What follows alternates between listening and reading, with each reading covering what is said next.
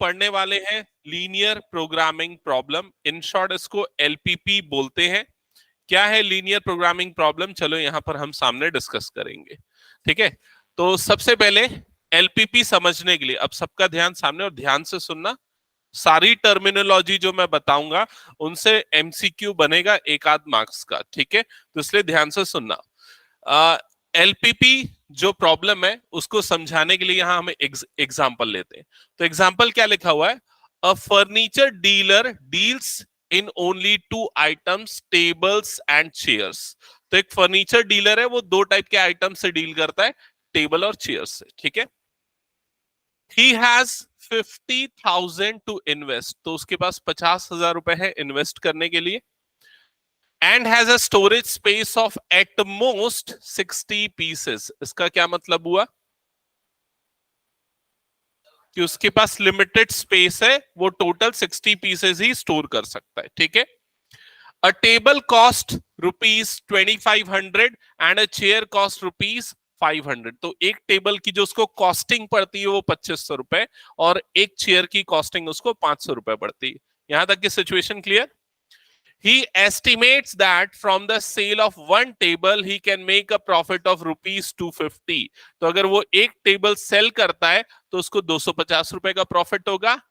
And that from sale of one chair makes a profit of ₹75। एक chair में उसको 75 का प्रॉफिट होगा। तो ये डेटा समझ में आ रहा है कि नहीं, उसकी कॉस्ट प्राइस कितनी है, उसकी सेलिंग में प्रॉफिट कितना मिल रहा है, उसके पास टोटल इन्वेस्टमेंट के लिए कितने पैसे हैं, टोटल स्टोरेज के लिए कितने पैसे हैं, ये सारी चीजें दी हुई है।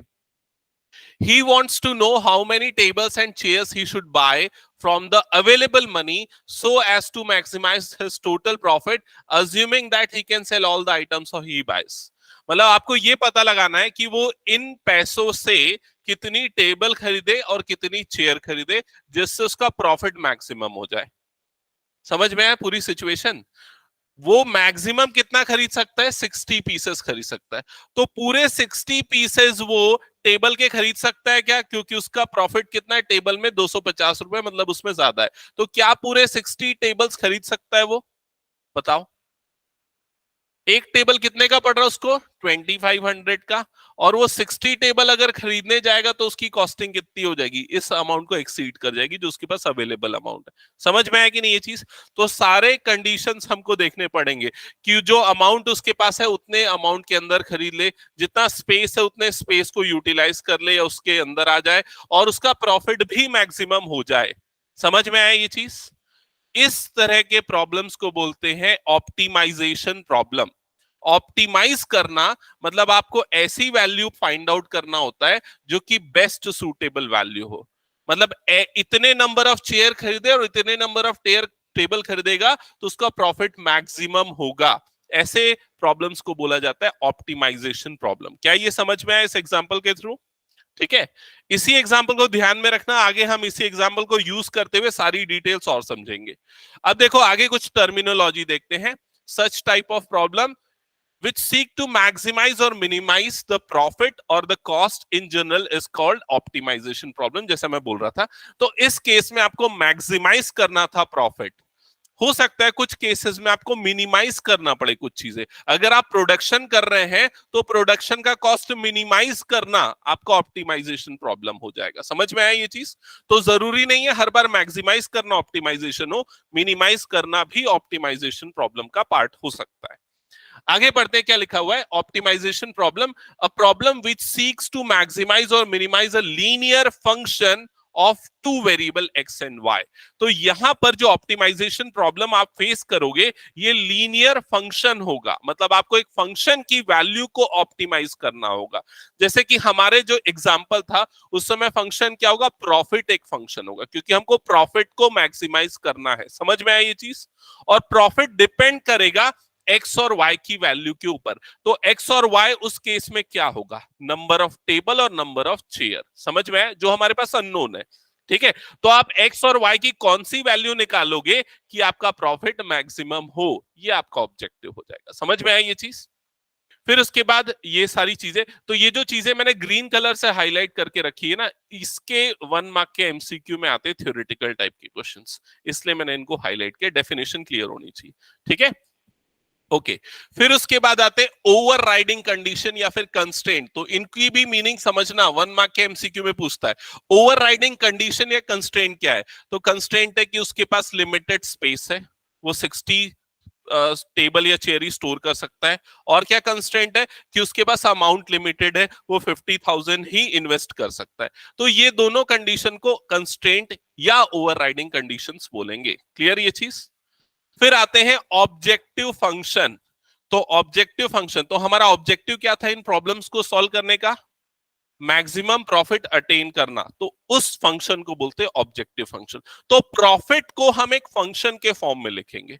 समझ में आया ये चीज। तो देखो फिर से मैं उस एग्जांपल पे आता हूं कि उसको टेबल पे कितने का प्रॉफिट हो रहा था, याद है, 250 का। तो टेबल पे उसका जो प्रॉफिट था वो था 250 रुपीज, और चेयर पे कितना प्रॉफिट था, चेयर पे प्रॉफिट था 75 रुपीज का, ठीक है। अब अगर मान लो वो एक्स टेबल खरीदता है और वाई चेयर खरीदता है, तो उसका प्रॉफिट कितना हो जाएगा बताओ, x table y chair, profit बताओ कितना होगा, 250x, क्योंकि अगर उसने x नंबर ऑफ चेयर खरीदी तो number of chair into profit in one chair multiply कर दो, और टेबल से कितना प्रॉफिट होगा, 75y।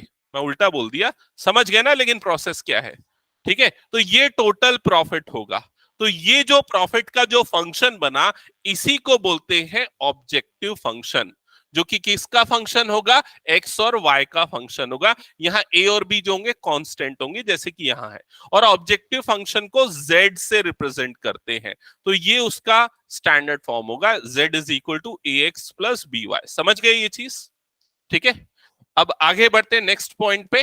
तो यहां पर हम एक एग्जाम्पल देखते हैं, और इस एग्जाम्पल के थ्रू, ये एक एग्जाम्पल से आपको पूरी स्टोरी समझ में आ जाएगी कि आपको करना क्या है, ठीक है, ध्यान देना। तो क्वेश्चन क्या था जो अभी मैंने एग्जांपल लिया था स्टार्टिंग में, एक पर्सन है जो टेबल और चेयर सेल करता है, ठीक है। उसको, उसके पास कितने पैसे हैं इन्वेस्ट करने के लिए, 50,000। कितना स्पेस है, 60 का स्पेस है, ठीक है, उससे ज्यादा स्टोर नहीं कर सकता। और एक टेबल पे कितना प्रॉफिट, 250, एक चेयर पे कितना प्रॉफिट, 75। और क्वेश्चन में बोला था लास्ट में कि वो कितनी टेबल खरीदे और कितनी चेयर खरीदे, तो ये दोनों चीजें अननोन है, तो इसको हम लेंगे क्या, एक्स और वाई। तो हम कंसीडर करेंगे कि वो एक्स टेबल्स खरीद रहा है और वाई चेयर्स खरीद रहा है। क्लियर हुआ ये चीज, ठीक है। तो उसका जो ऑब्जेक्टिव फंक्शन बनेगा वो क्या बनेगा, z is equal to 250x plus 75y। कैसे बना, ये क्लियर हो गया ना, जैसा भी बताया था मैंने। तो ये बन गया हमारा ऑब्जेक्टिव फंक्शन, ठीक है। इसके बाद क्या करेंगे, इस ऑब्जेक्टिव फंक्शन को हमको क्या करना है, मैक्सिमाइज। ये आइडेंटिफाई करेंगे कि उसको मैक्सिमाइज करना है कि मिनिमाइज, तो यहां पर प्रॉफिट है मतलब मैक्सिमाइज करना है, ठीक है। अब इसके बाद आते हैं कंस्ट्रेंट्स पे। तो कंस्ट्रेंट्स क्या क्या थी, पहली तो कि उसके पास 50,000 रुपए ही है इन्वेस्ट करने के लिए, ठीक है।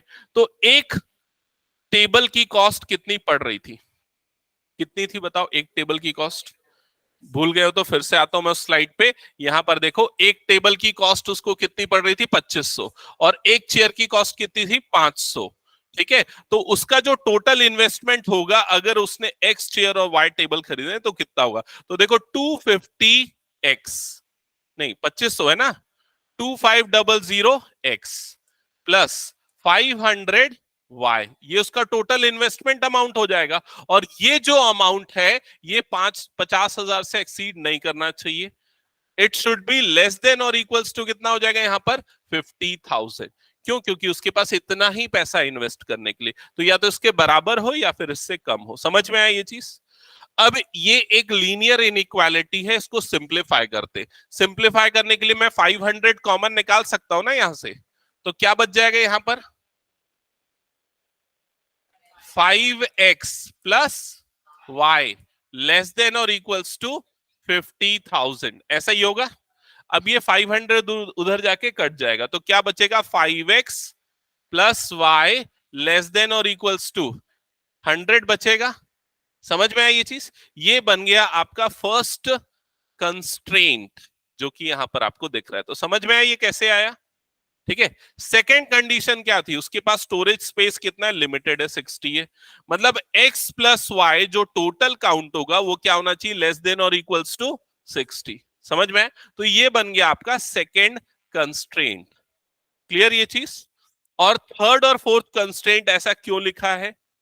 क्योंकि एक्स और वाई नंबर ऑफ टेबल और चेयर है, बाय डिफॉल्ट वो पॉजिटिव होंगे या जीरो होंगे, वो नेगेटिव तो नहीं हो सकते ना, इसलिए एक्स और वाई की वैल्यू बाय डिफॉल्ट क्या होगी? ग्रेटर देन और इक्वल टू 0।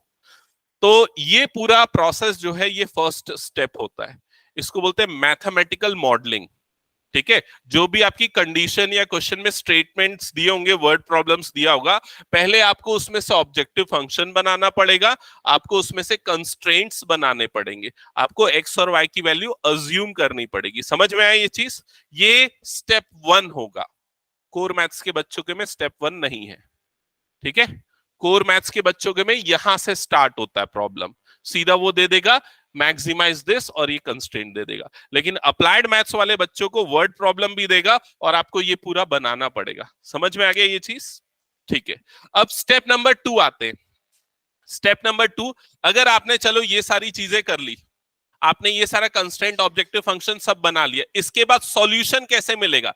सॉल्यूशन का मतलब क्या? एक्स और वाई की ऑप्टिमम वैल्यू। ऑप्टिमम वैल्यू मतलब वो वैल्यू जिस पे आपका प्रॉफिट क्या हो? मैक्सिमम हो। वो कैसे निकालोगे? तो वो निकालने के लिए आप इन सारी लीनियर इनइक्वालिटी को सॉल्व करोगे, मतलब ये वाली लीनियर इनइक्वालिटी का सॉल्यूशन निकालोगे। कैसे निकालते थे लास्ट क्लास में? इसको हम इक्वल टू बना देते थे। पहले क्या करेंगे? इसको 5x plus y is equals to 100। फिर इसका ग्राफ बनाते थे। ग्राफ बनाने के लिए अगर x की वैल्यू 0 डालूंगा तो y क्या आएगा? 100। और अगर y की वैल्यू 0 डालूंगा तो x क्या आएगा? 20। तो देखो ये y को कहां कट करेगा? 100 पे। ये दिख रहा है y को, देखो 100 पे कट कर रहा है यहां पर। ठीक है। और x को कहां पर कट करेगा? 20 पे। तो ये देखो, ये वाली जो लाइन आपको दिख रही है ना, ये वाली लाइन, ये इस वाले की लाइन है। कौन सी वाली? ये वाली। 5x plus y is equals to 100। समझ में आ गया सबको ये? अब इसका सॉल्यूशन निकालते, नहीं आएगा? आ गया?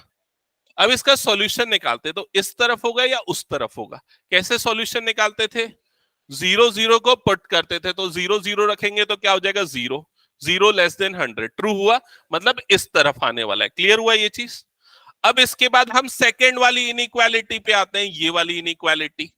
इसका भी ग्राफ बनाते हैं, तो इसका ग्राफ बड़ा सिंपल बनेगा, 60 60 पे कट करेगा। समझ गए ना कैसे होगा? इक्वल टू 0 कर दो, x 0 y 60 y 0 x 60, तो ये बन गया उसका ग्राफ। इसका भी सॉल्यूशन निकालते हैं, तो 0 0 ओरिजिन पुट करके देखो, लेस देन हुआ, ट्रू हुआ, मतलब इसका भी कहां आएगा? नीचे की तरफ। दोनों का कॉमन रीजन जो आया वो हमने यहां पर शेड कर दिया, जैसे हम पिछले बार करते आ रहे थे। ये होगा इस पूरे क्वेश्चन का सेकेंड स्टेप। तो सेकेंड स्टेप तक सबको क्लियर है? क्या करना है? शेडेड रीजन निकालना है। ये जो शेडेड रीजन है इसको हम फिजिबल रीजन बोलेंगे। क्या बोलेंगे? Feasible region. ठीक है। अब ये फिजिबल रीजन, फिजिबल मतलब पॉसिबल रीजन ये होता है, मतलब एक्स और वाई की ये वैल्यूज पॉसिबल है। इसके बाद हम इनके कॉर्नर पॉइंट्स निकालेंगे, वो भी मैंने लास्ट क्लास में आपको बता दिया था। कॉर्नर पॉइंट कैसे निकालते हैं?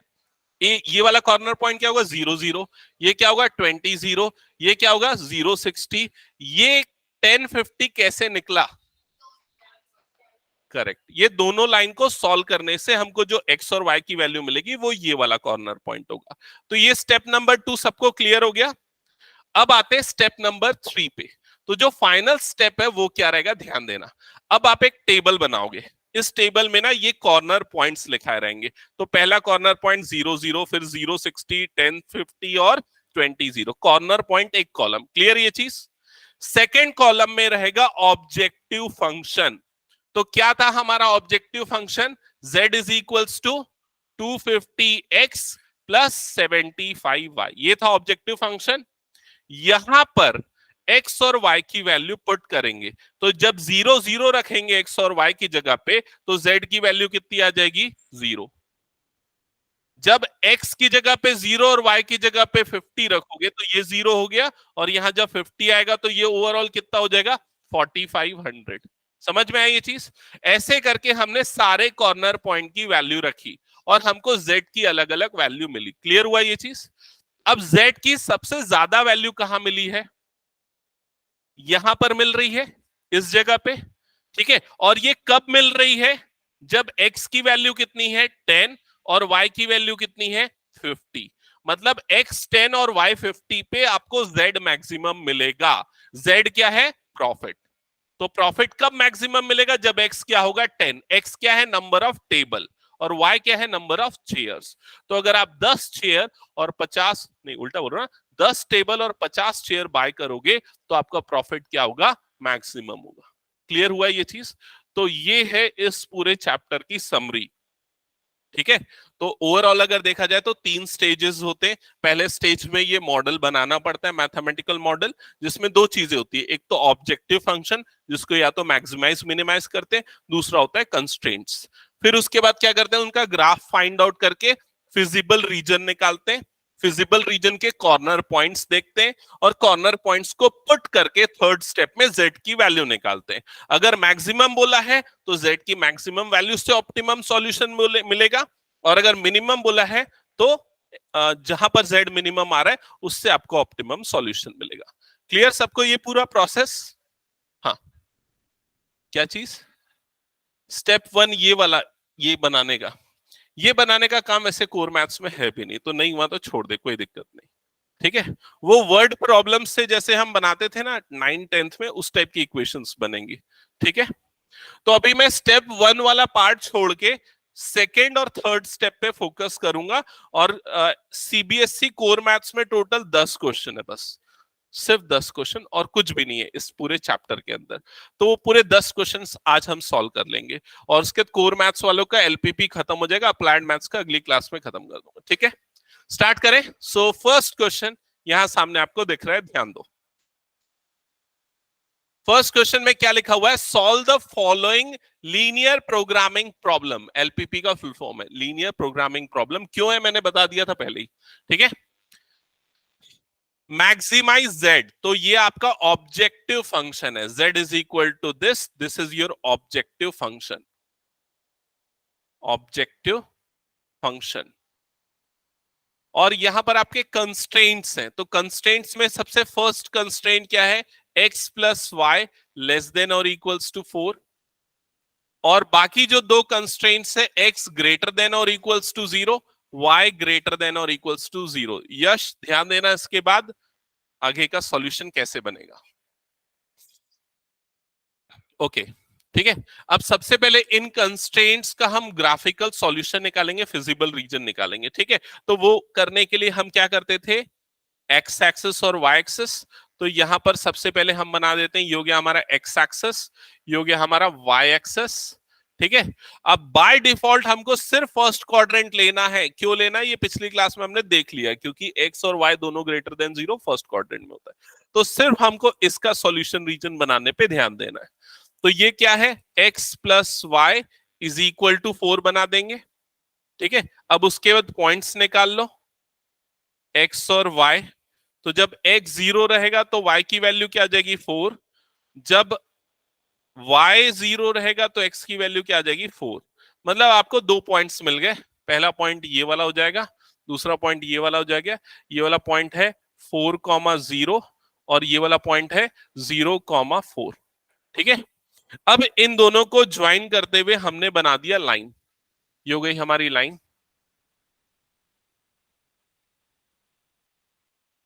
ठीक है। इस लाइन की इक्वेशन क्या है वो भी लिख देते हैं। तो इस लाइन की इक्वेशन है x plus y is equals to 4। अब आप सॉल्यूशन रीजन निकालो, सॉल्यूशन रीजन या फिजिबल सॉल्यूशन। तो वो नीचे होगा या ऊपर होगा? नीचे होगा, क्योंकि हमने ओरिजिन पुट करके देखा 0 0 0 इज लेस देन 4, तो नीचे आएगा। तो आपका जो शेडेड रीजन मिलेगा वो इस तरफ होगा। Feasible region, shaded region, feasible solution, सारे का मतलब एक ही होता है। Feasible region, shaded region, feasible solution. पिछले बार के कुछ क्वेश्चन पेपर निकालोगे ना, स्पेशली अप्लाइड मैथ्स में, तो बहुत सारे एमसीक्यू थे इस पे, ये वर्डिंग्स पे। हाँ आता है ना इससे, जो पूरा प्रोसेस है ना, जैसे मैं वो टेबल चेयर वाला बताया, वो पूरा प्रोसेस मिला के 5 या 6 मार्क्स का एक क्वेश्चन आता है।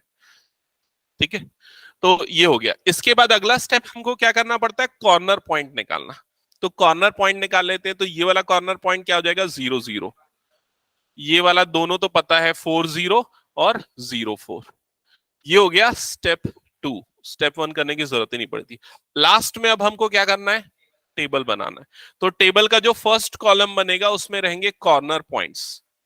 कॉर्नर पॉइंट्स जो कि अभी हमने निकाले हैं कॉर्नर पॉइंट्स, तो क्या क्या निकाले कॉर्नर पॉइंट्स, 0 0, नेक्स्ट है 0 4, नेक्स्ट है 4 0।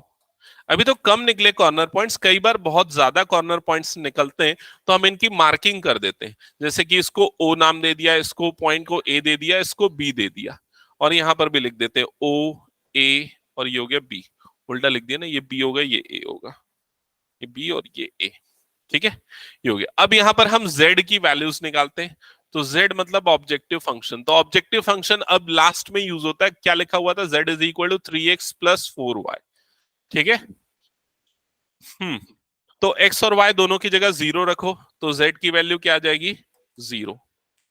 अब नेक्स्ट केस में x की जगह पे 0, y की जगह पे 4 रखो, तो ये आ जाएगा 16। फिर कितना आ जाएगा, 12, x4 और ये। तो आपको मैक्सिमाइज करना है, तो मैक्सिमम कहां पर मिल रहा है, यहां पर मिल रहा है। ठीक है, तो ऑप्टिमम सॉल्यूशन क्या होगा, x is equals to 0, y is equals to 4। ये होगा ऑप्टिमम सॉल्यूशन। सभी को क्लियर। ठीक है, अगर क्वेश्चन में ये पूछा रहता, what is the maximum value of objective function, तो आंसर क्या लिखते हैं, 16। मैक्सिमम वैल्यू पूछ रहा है तो आप ये आंसर करोगे, ये आपका आंसर है। लेकिन ऑप्टिमम सॉल्यूशन पूछ रहा है तो ये आपका आंसर है। क्लियर हो गया सभी को। नेक्स्ट क्वेश्चन पे मूव करें, बना लोगे अब आगे के क्वेश्चंस। चलो ठीक है, सेकेंड क्वेश्चन ये मैं आपको बनाने दे रहा हूं, मैं नहीं बना रहा हूं, बनाओ जल्दी से। जिसको जहां प्रॉब्लम पूछ लो। यश समझ में आया क्या, एक बार बता दो, बना रहा है कि नहीं बना रहा है यश। ओके ठीक है। हाँ सर आ गया। ठीक है,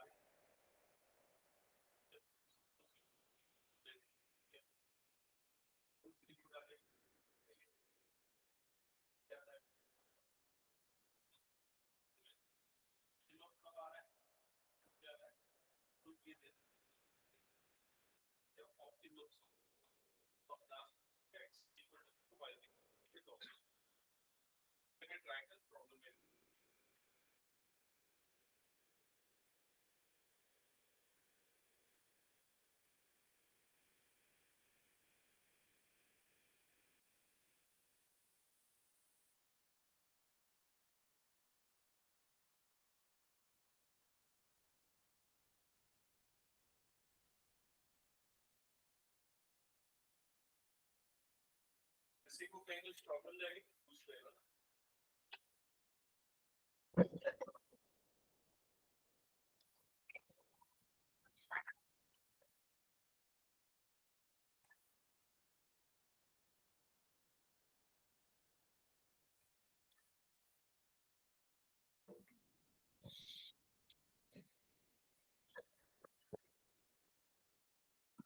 तो सबसे पहला स्टेप क्या होगा यहाँ पर, हम कंस्ट्रेंट्स लिख लेते हैं, x plus 2y less than और इक्वल्स टू 8, ये हमारा फर्स्ट कंस्ट्रेंट है,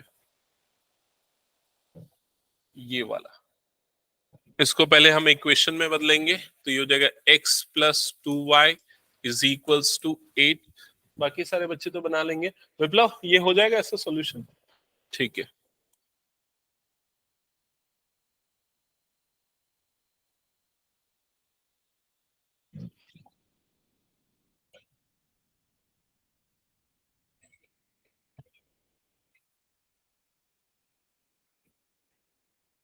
क्यों लेट से आ रहा है आर्यन?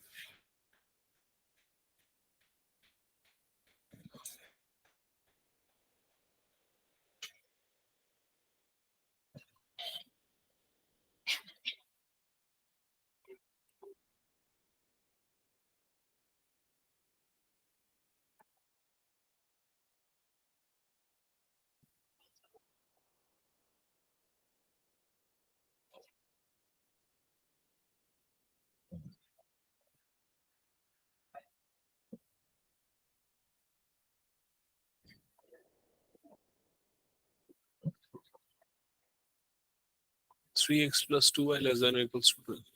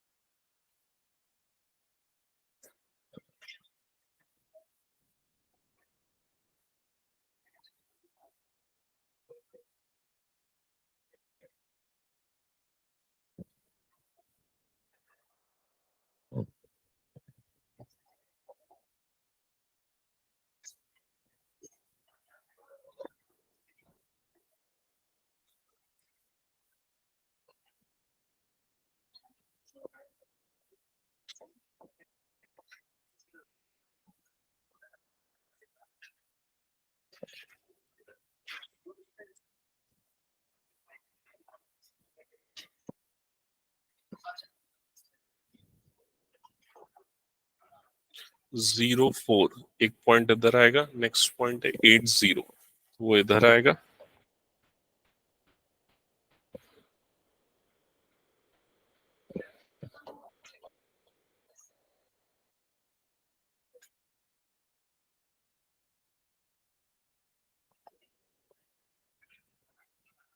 नेक्स्ट जो पॉइंट है x0y6, यहाँ आ जाएगा, और y0x4 तो यहाँ आएगा।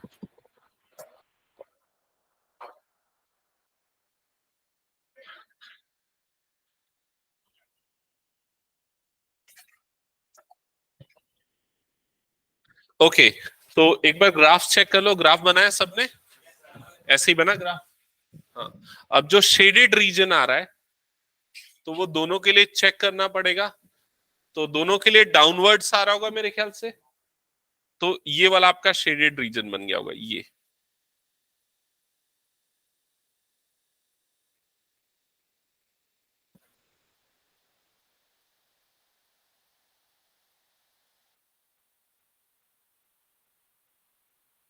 शेडेड रीजन निकालने के बाद अब हम कॉर्नर पॉइंट्स आइडेंटिफाई करेंगे।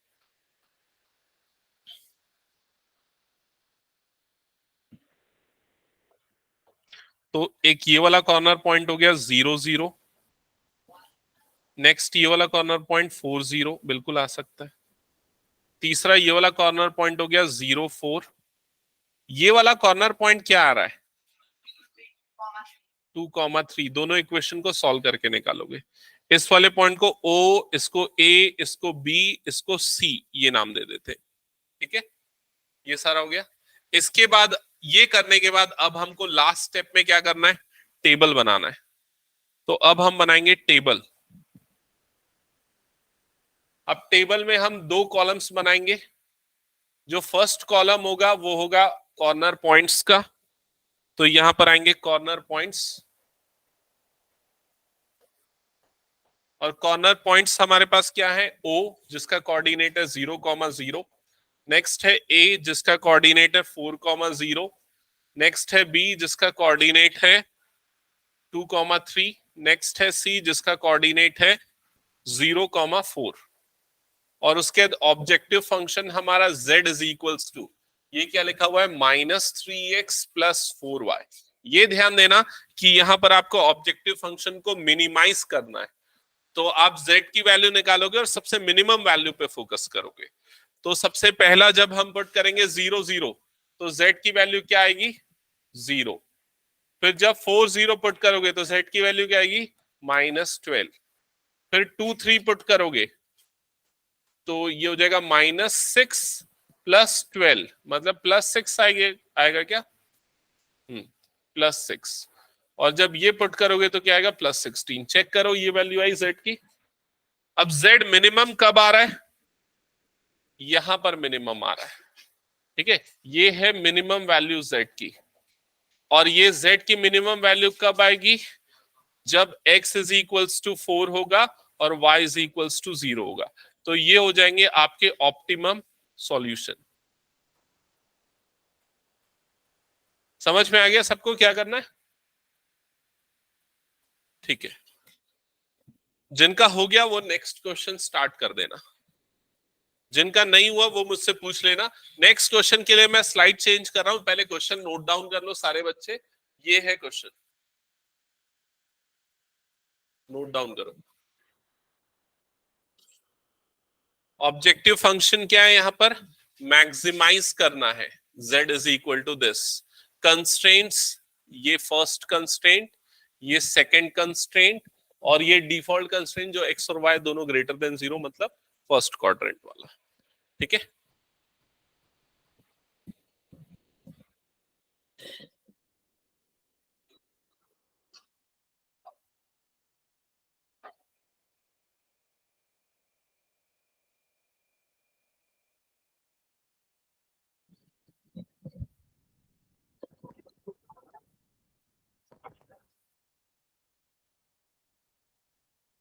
कौन सा नेक्स्ट क्वेश्चन की बात करते हैं, बना लिया क्या, ओके ठीक है ना, जब भी थोड़ी 45 में फ्रैक्शन में है तो कोई दिक्कत नहीं, आर हो गई।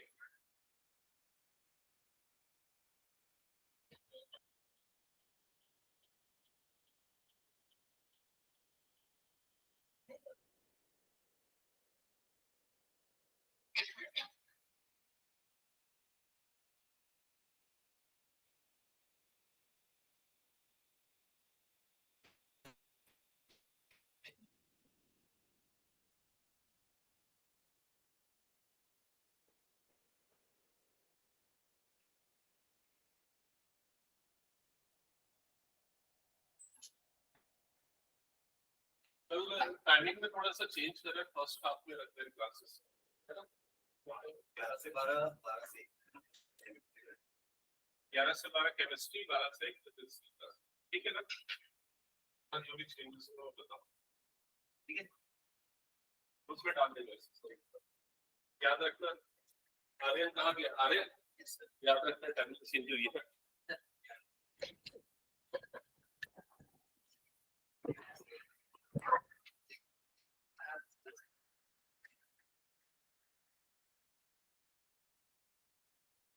जीरो ये तो चेंज है, इसमें क्या होगा, अच्छा तेरा सॉल्यूशन निकालना है दोनों आ रहे हैं, दोनों का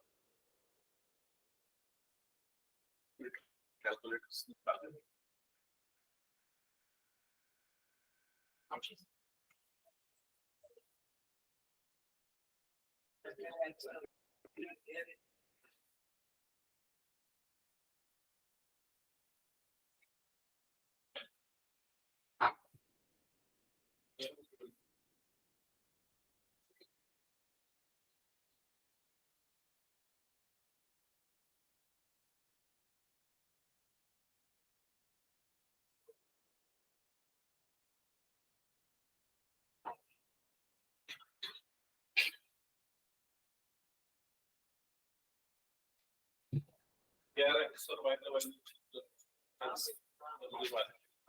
ठीक है सर।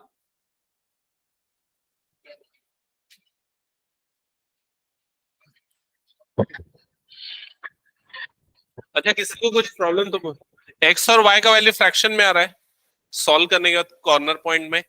हाँ आएगा। हाँ हाँ, कुछ डाउट है पूछ लो।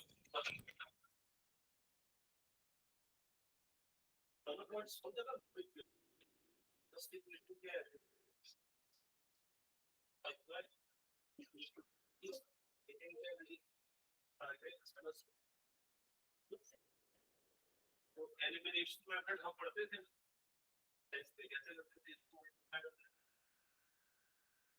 तो ये इक्वेशन का इससे 10 स्टेप है तो बीच पर इक्वेशन का बन जाएगी 25x 10 10y whatever with the subtraction to the minus the terms to go to 30 so we have to figure step it is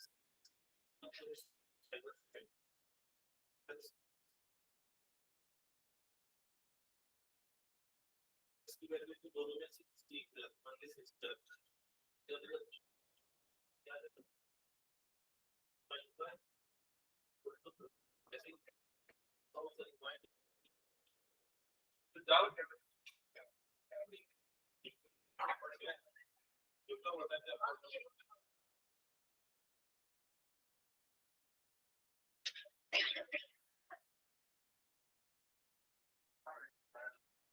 ये उल्टा लगा दो 20 पर कैसे कर पाएंगे y कितना आ रहा है 45 बस वैसे ही रहने दे कोई दिक्कत।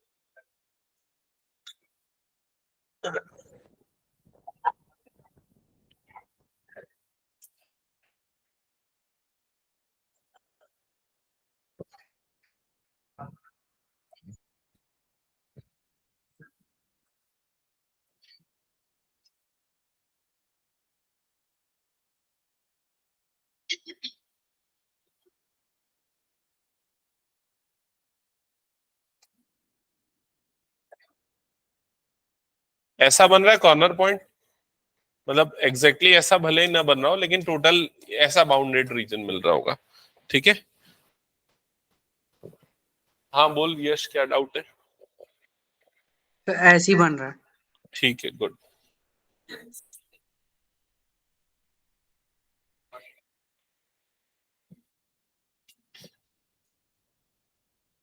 हाँ तो क्या क्या कोऑर्डिनेटर है बताना, इसका क्या है 100/95 ठीक है, लेकिन उसको सिंप्लीफाई कर 5 से कटेगा ना वो। बता तो आशु कॉर्नर पॉइंट ये वाले 20/19 और ये आ रहा है 45/19, बाकी भी बताना ये वाला और ये वाला 0,3। ठीक है, बाकी लोग भी चेक करो ये आया गया सबका। अब इसके बाद टेबल बनाओ कॉर्नर पॉइंट्स और यहां पर आएगा सेकंड कॉलम में z is equal to 5x plus 3y।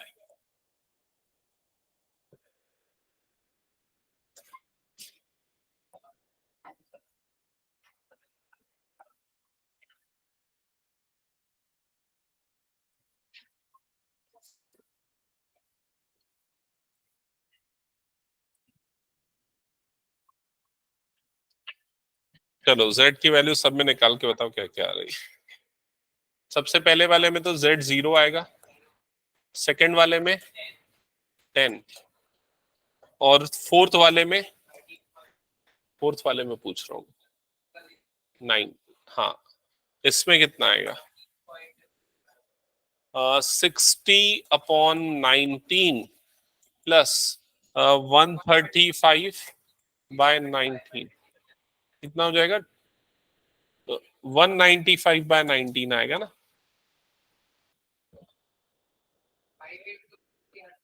अच्छा ये 100 होगा ना, मैंने गलत किया, ये 100 होगा। ओके, तो ये आ रहेगा 235/19। ठीक है, मतलब यही मैक्सिमम हुआ ना, मैक्सिमम यही हो रहा है, मैक्सिमम ये हो रहा है। मतलब एक्स की वैल्यू क्या आएगी, फाइनल वैल्यू 20/19 और वाई की वैल्यू आ जाएगी 45/19। ये हो जाएगा ऑप्टिमम सॉल्यूशन। समझ गए ना? हाँ, कुछ किसी को कहीं डाउट तो पूछ लो। ये सेकंड पार्ट में बुक के एक बार आंसर क्रॉस चेक कर लेते हैं। हमने कौन सा क्वेश्चन किया, थर्ड क्वेश्चन किया ना।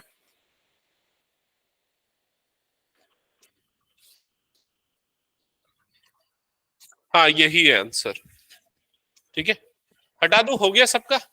किसी को कहीं कुछ डाउट तो पूछ लो, और अगर कोई डाउट नहीं तो फिर मैं हटा रहा हूँ, नेक्स्ट क्वेश्चन सॉल्व करो।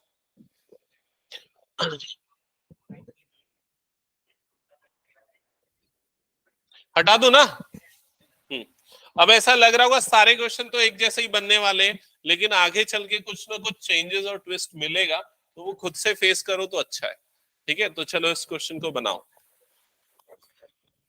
एक आध दो एक्सेप्शनल क्वेश्चन होंगे।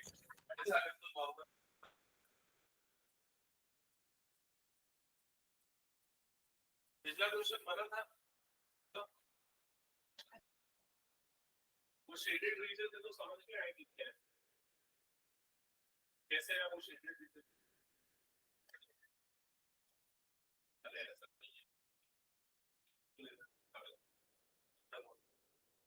क्या करते हैं, जैसे ये वाली लाइन है, ये वाली लाइन की इनइक्वालिटी कौन सी, ये वाली, ये वाली,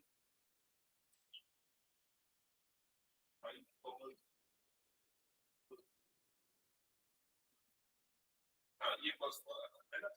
अब ये वाली जो लाइन बन रही है ना, इसका सॉल्यूशन या नीचे होगा या ऊपर होगा, तो नीचे क्यों, क्योंकि हमने यहाँ पर 0 0 पुट किया, 0 लेस देन 15 आया, 0 लेस देन 15 मतलब 0 0 ओरिजिन जो है, ये पता है नहीं होगा तो डाउट अगर कुछ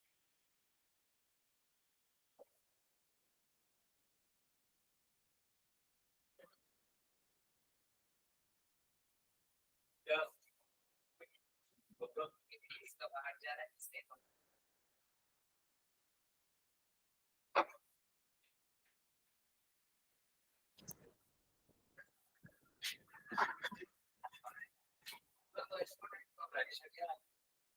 किसकी वैल्यू,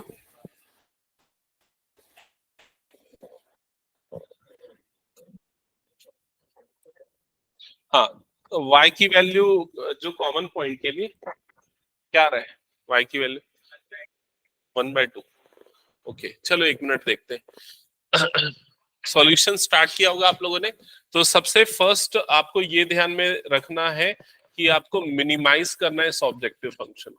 आपके दो कंस्ट्रेंट्स है, फर्स्ट ये वाला और सेकंड ये वाला, बाकी तो फर्स्ट क्वाड्रेंट में होगा, सॉल्यूशन ये बता रहा है। तो फर्स्ट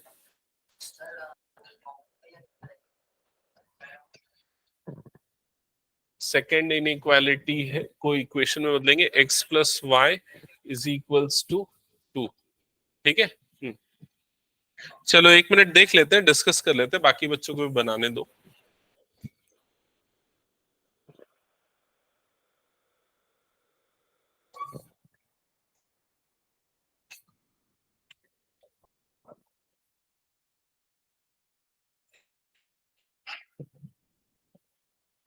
x3y1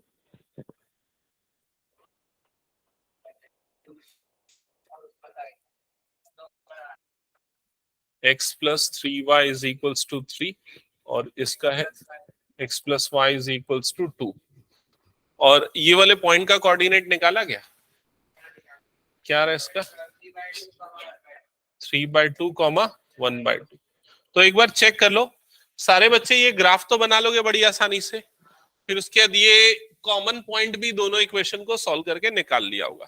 अब जब हम इनइक्वालिटी का सॉल्यूशन रीजन निकालने जाएंगे, तो फर्स्ट वाली इनइक्वालिटी के लिए तो इसका जिसकी लाइन ये दिख रही है 0 0 पुट करेंगे तो 0 ग्रेटर देन 3 फॉल्स हो जाएगा, मतलब इसका शेडेड रीजन अपवर्ड है। सेकेंड में भी जब पुट करेंगे 0 0 0 इज ग्रेटर देन 2 फॉल्स हो जाएगा, तो उसका भी शेडेड रीजन क्या होगा, अपवर्ड होगा। तो ओवरऑल जो शेडेड रीजन आपको मिलेगा वो ऐसा होगा, फिजिबल रीजन कुछ इस तरफ बनेगा। ऐसा बन रहा है सबका? हाँ, अब इसमें भी कॉर्नर पॉइंट तो है ना, अभी फिजिबल रीजन जो है वो अनबाउंडेड है। अभी तक हमको बाउंडेड मिल रहा था, लेकिन ये क्या है, अनबाउंडेड है। लेकिन कॉर्नर पॉइंट्स तो अभी भी एग्जिस्ट कर रहे हैं।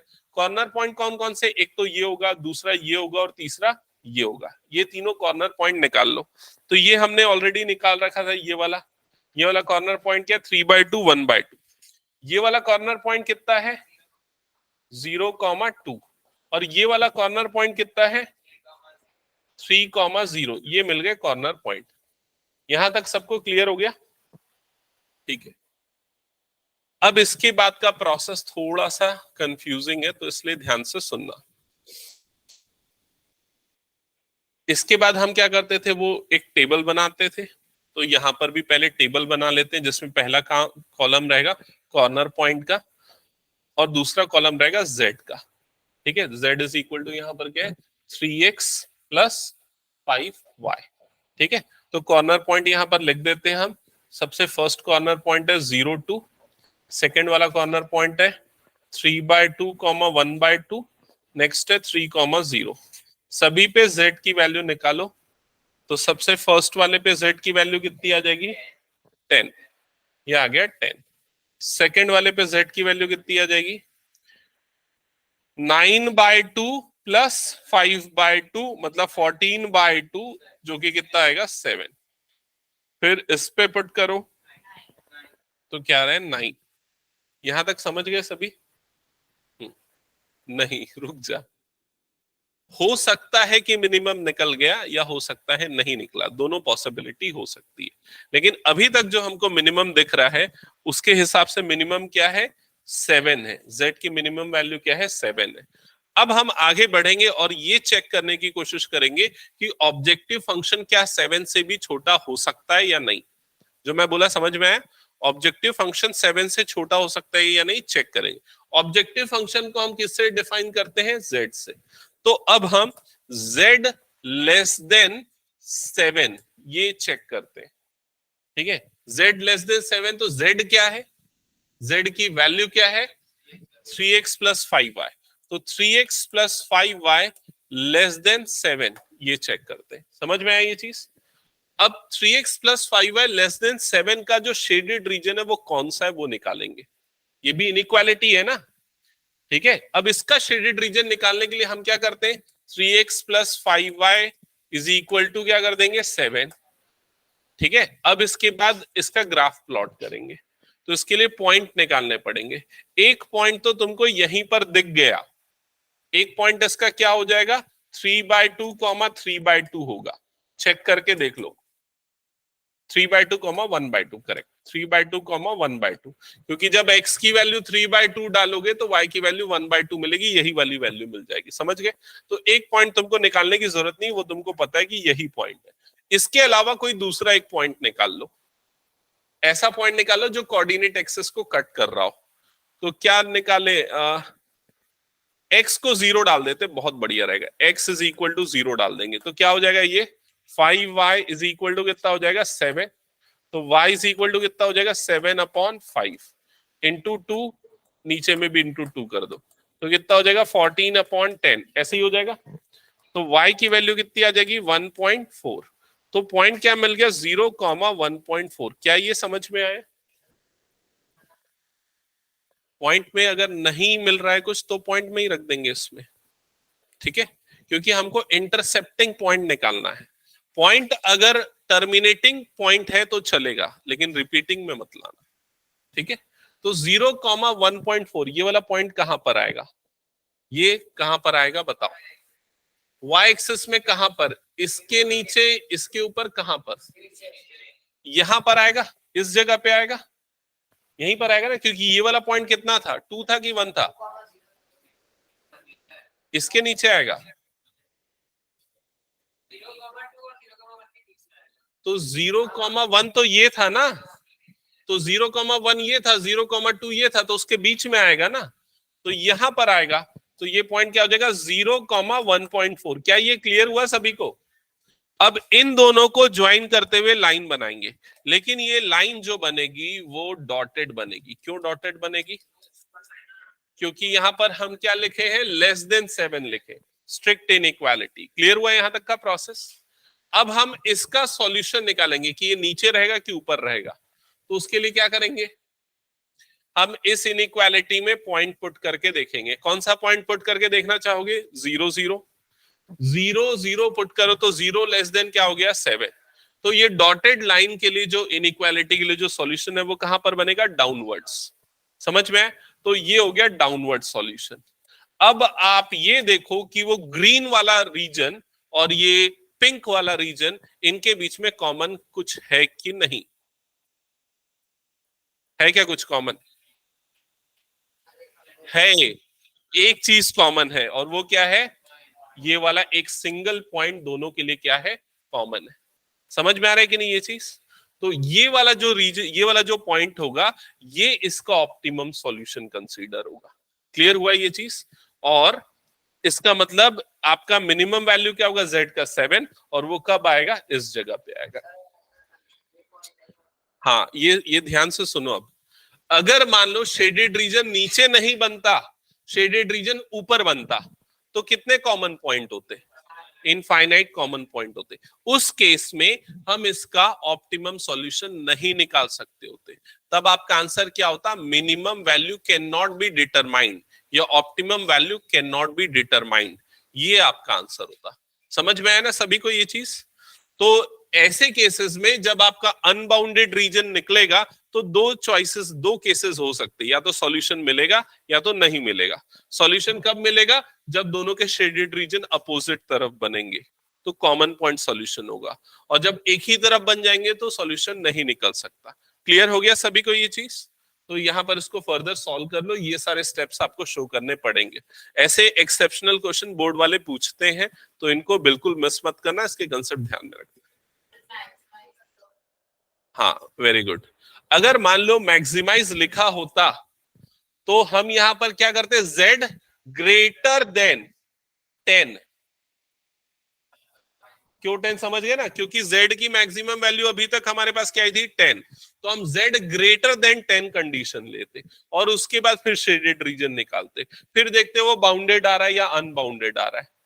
समझ, मतलब कॉमन आ रहा है कि नहीं आ रहा है। कॉमन आते रहता तो वाला पॉइंट लेते, और अगर कुछ भी कॉमन नहीं आएगा तो फिर समझ गए ना कैसा हमने किया था। वाला भी आएगा आगे क्वेश्चंस, तो ये बना लो। इसके बाद कॉर्नर पॉइंट तक तो आपने कर लिया था। इसके बाद थोड़ा सा आपको लिखना पड़ेगा। Further we will check for the value of z less than 7, और उसके बाद ये पूरा प्रोसेस करना। Hence the objective function is minimum only at one point, that is 3/2 and 1/2। ठीक है? किसी को इसमें कुछ डाउट है तो पूछ लो।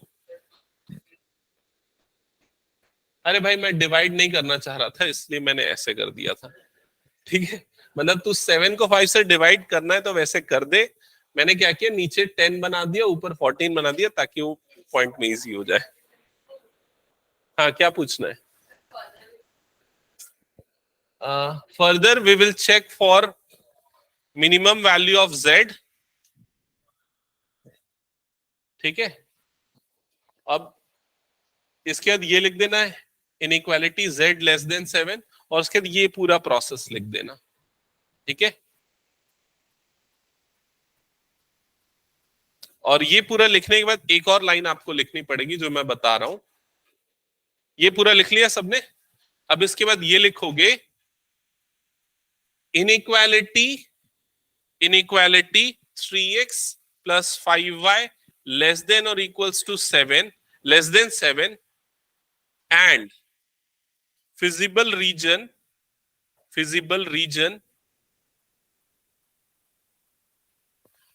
has only one common point,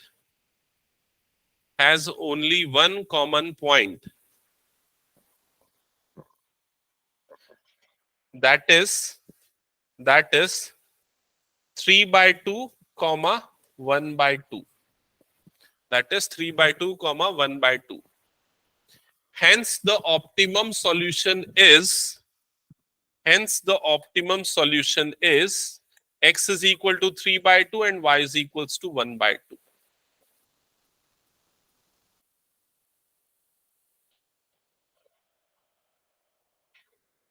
देख लिया सबने? ये इसके बाद मैंने क्या लिखा है, 3x + 5y < 7 and feasible region has only one common point, hence the solution is this.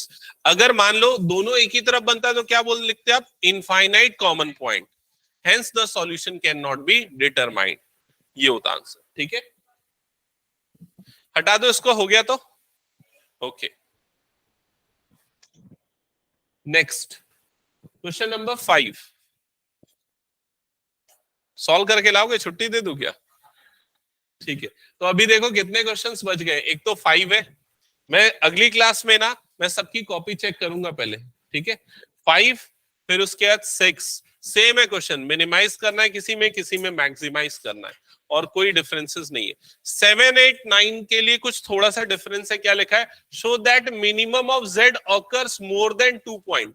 तो 2 से ज्यादा कॉर्नर पॉइंट पे आपको मिनिमम मिल सकता है, ये बोलने का मतलब है. नहीं, इसको करके आना है. पूरा प्रोसेस सेम होगा, लेकिन 2 पॉइंट ऐसे हो जाएंगे जिसमें आपको मिनिमम मिल जाएगा. ठीक है, और इसमें आपको मिनिमाइज और मैक्सिमाइज दोनों करना है. मतलब आपको ये भी बताना है कि मिनिमम कौन से पॉइंट पे आ रहा है और मैक्सिमम कौन से. उसमें तो कोई प्रॉब्लम ही नहीं हो, तो आखिरी टेबल वाले में ही बस चेंजेस होंगे. ठीक है, ये पीडीएफ में 12th वाले जो ग्रुप है ना उसमें कर दे रहा हूँ. मेन वाले मैथ्स में कर देता हूँ, उसकी लिंक तो वो व्हाट्सएप के डिस्क्रिप्शन में डली, उसमें से ले लेना. ठीक है,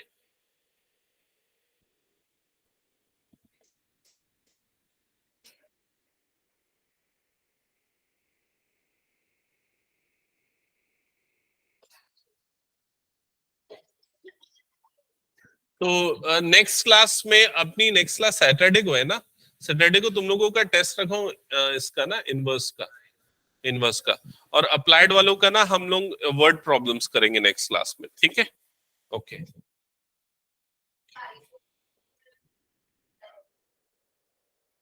देख लेता हूं एक बार मैं. मेरे ख्याल से वो डिलीट हो गया था क्या, पिछले बार तो डिलीटेड था. LPP, okay. मतलब अब ये समझ में आ गया ना, तो ज्यादा इसमें डिफिकल्ट नहीं है.